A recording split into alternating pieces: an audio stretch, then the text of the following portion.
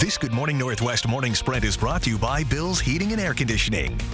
The time right now is 6:53, and it's time to get ready to take on your Tuesday in the Morning Sprint. Allison Martinez live at Triple Play Family Fun Park, sharing tips that your family needs to know heading into summer. Closing arguments are set for today in Donald Trump's hush money trial. Sydney Charles is breaking down what's expected today in court. But first, we'll see some rain today. Let's get to Mark with the forecast to find out when that'll clear out, though.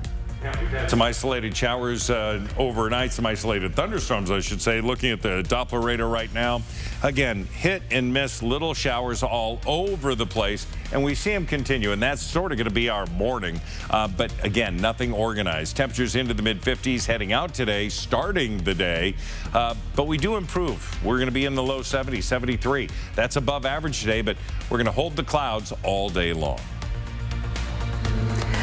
DNA evidence will take center stage in the next hearing for the University of Idaho murder case. In a closed-door hearing Thursday, the defense will present evidence and witnesses related to the investigative genetic genealogy. IGG is when investigators match DNA with information from genealogy websites. But critics argue it could violate a person's Fourth Amendment right to unreasonable searches. To learn more about why the state says this information should not be released, you can find this full story on KXLY.com. 33 students received scholarships earlier this month from an organization founded by the family of Ethan Chapin, one of the 4 U of I students murdered in 2022. The Ethan's Smile Foundation recently awarded $50,000 in scholarships at a celebration in Ethan's hometown of Mount Vernon. According to the foundation's website, the scholarships are meant to help students pursue their dreams and make a positive impact on the world, just as Ethan did. Emergency workers in Grant County rushed to the Beverly area to rescue a climber who fell at least 50 feet from a rock face along the Columbia River yesterday.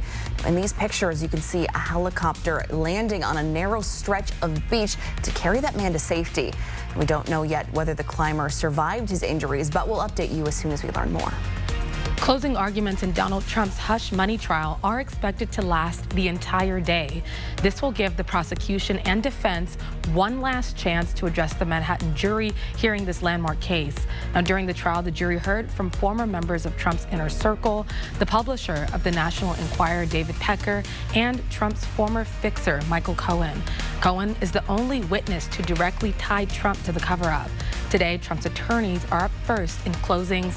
They are expected to attack Cohen's credibility, arguing that Michael Cohen is a convicted liar. Nearly 500,000 people visited Mount Spokane in 2023. That's double the number from just 10 years ago. So Washington State Parks trying to strategize a new plan for what this park will look like in the decades ahead. A new master plan process called Future Planning for Mount Spokane is in response to the increasing popularity of the park. The project aims to explore the significance of Mount Spokane and how the park can honor this meaning. To gather input from the community, mountain stakeholders are hosting a series of community events. To find out how you can attend, just look for this story on KXLY.com. Well, you may have noticed gas prices are coming down over the past week. According to Gas Buddy, prices in Spokane have dropped almost 8 cents in the past 7 days to an average of $4.05 a gallon. Now, in Kootenai County, you'll pay significantly less. The average price coming in at $3.73 today. That's according to AAA. More construction might get in the way of your commute around Spokane. Drivers on the South Hill will need a plan for slowdowns as work gets underway to build a roundabout at 57th and Freya. You'll see flaggers in the area in both directions starting today and can expect slowdowns on nearby streets. A sign posted on 57th says the road will be closed starting today. The project is scheduled to finish in mid-July. And don't forget, Wellesley Avenue between Market and Freya closes today for a construction project. The closest crossings that drivers can take are either at Francis or Euclid Avenues. It's expected to stay closed for a month. Warmer days are finally here, and many of us are so excited to head out to the water. But before you do that, there are a few tips you need to know. May is National Water Safety Month, and today we're teaming up with Triple Play to share a few ideas that you guys need to keep in mind. First and foremost, keep a careful eye on your kid while they're in the water. Make sure you know their limits while swimming, and of course, make sure they have a proper fitting life jacket. For more, you can head to our website, KXLY.com.